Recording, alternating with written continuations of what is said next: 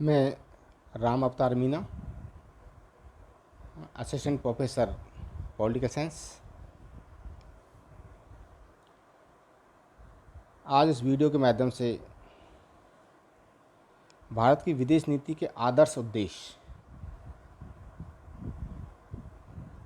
विषय के रूप में BA तृतीय वर्ष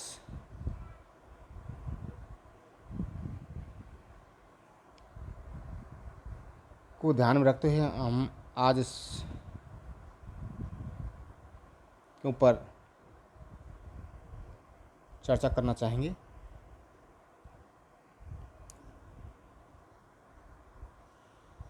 आज भारतीय विदेश नीति संयुक्त राष्ट्र संघ के सिद्धांतों एवं उद्देश्यों की पूर्ति से संबंध रखने वाली नीति है। भारतीय संविधान के अनुच्छेद 51 में भारतीय विदेश नीति का स्पष्ट रूप से उल्लेख भी किया गया है। साथ ही साथ वैसे सितंबर 1946 में पंडित जवाहरलाल नेहरू द्वारा एक प्रेस कॉन्फ्रेंस के माध्यम से भारतीय विदेश नीति को स्पष्ट रूप से रखा था और भारतीय विदेश नीति विश्व शांति एवं सुरक्षा को बढ़ावा देने वाली न्याय एवं सम्मान को आधार मानकर चलती है। भारतीय विदेश नीति में संयुक्त राष्ट्र संघ के और गुट में संगठन के सिद्धांतों को बढ़ावा दिया जाता है। साथ ही साथ आपसी संबंधों में भी, अर्थात एक राष्ट्र द्वारा दूसरे राष्ट्र के मध्य संबंधों में भी हम पंचशील के सिद्धांत को महत्व देते हैं। और हम भारत के संदर्भ में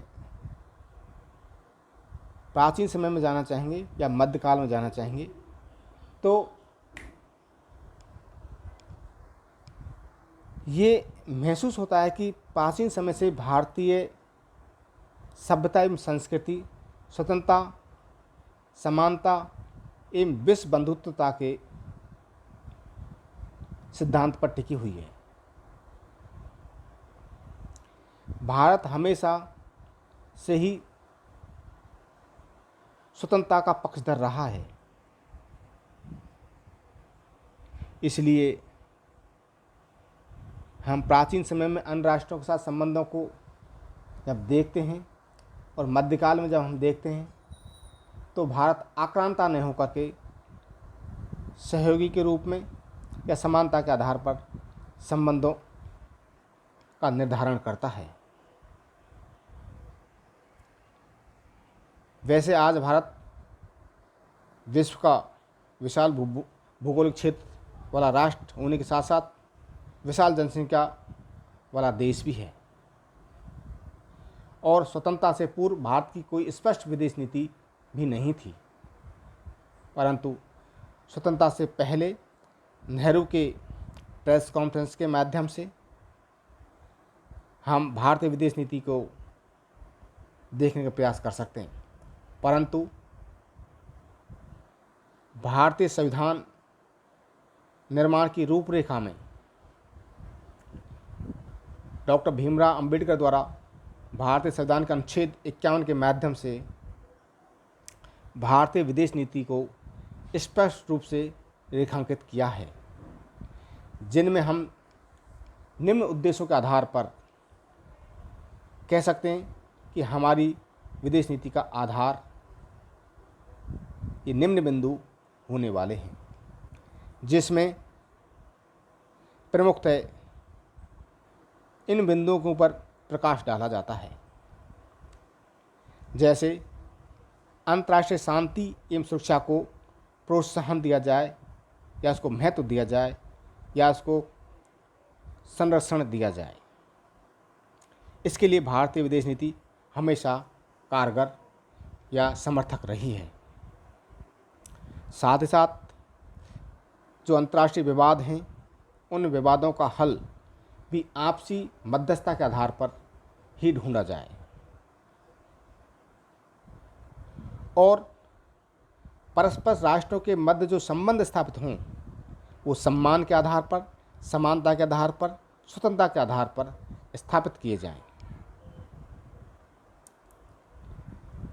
और अंतर्राष्ट्रीय व्यवस्था के संचालन हेतु, अंतर्राष्ट्रीय संबंधों के संचालन हेतु एवं अंतर्राष्ट्रीय राजनीति के निर्धारण हेतु अंतर्राष्ट्रीय कानूनों का पालन एवं सम्मान किया जाए।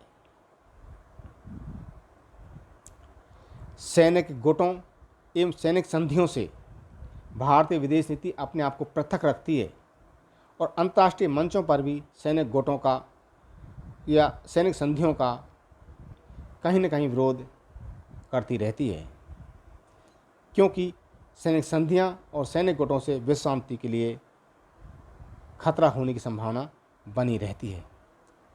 उपनिवेशवाद एवं साम्राज्यवाद का भारत पुरजोर तरीके से विरोध करता है, क्योंकि भारत स्वयं उपनिवेशवाद एवं साम्राज्यवाद का शिकार रहा है। इस साम्राज्यवाद उपनिवेशवाद से एक राष्ट्र का, एक आधिपत्य राष्ट्र द्वारा किस तरीके से शोषण या उस राष्ट्र के साथ किस तरीके से अत्याचार किए जाते हैं उसका प्रत्यक्ष दर्शा रहा है। इसलिए भारत हमेशा विश्व मंचों के माध्यम से उपनिवेशवाद एवं साम्राज्यवाद का विरोध करता है। रंग भेद, एक जातीय भेद और रंग भेद, इन दोनों ही का भारतीय विदेश नीति विरोध करती है। भारत के राष्ट्रपिता महात्मा गांधी द्वारा इस रंग भेद नीति के विरोध में दक्षिण अफ्रीका में पुरजोर तरीके से विरोध किया और इसी नीति को भारतीय संविधान में भी अडॉप्ट किया कि भारत कहीं पर भी जातीय आधार पर भेदभाव हो या रंग भेद के आधार पर भेदभाव हो तो उसका विरोध करेगा। और संयुक्त राष्ट्र संघ के प्रत्येक मंच पर हमने इस रंग भेद नीति का विरोध किया है। भारत के राष्ट्रीय हितों को बढ़ावा देना एवं उनका संरक्षण करना। भारत हमेशा अपनी विदेश नीति में विश्व शांति के सिद्धांतों का समर्थन करता है, परंतु भारतीय हितों के संरक्षण को हमेशा ध्यान में रखते हुए, अर्थात भारतीय या राष्ट्रीय हितों को ध्यान में रखते हुए ही भारत अन्य राष्ट्रों के साथ या अंतर्राष्ट्रीय मंच पर राजनीति का पालन करता है। साथ ही साथ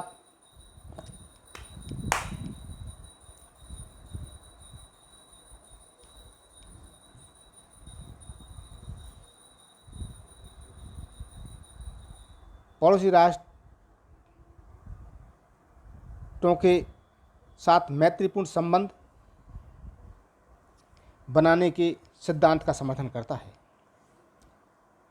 भारत अपने निकटवर्ती दक्षिण एशियाई राष्ट्र जो उसके सीमावर्ती राष्ट्र हैं उन सभी के साथ मित्रता के संबंध बनाना चाहता है और इस मित्रता के संबंध के लिए जो आधार लिए जाते हैं वो आधार हैं समानता, स्वतंत्रता एवं न्याय।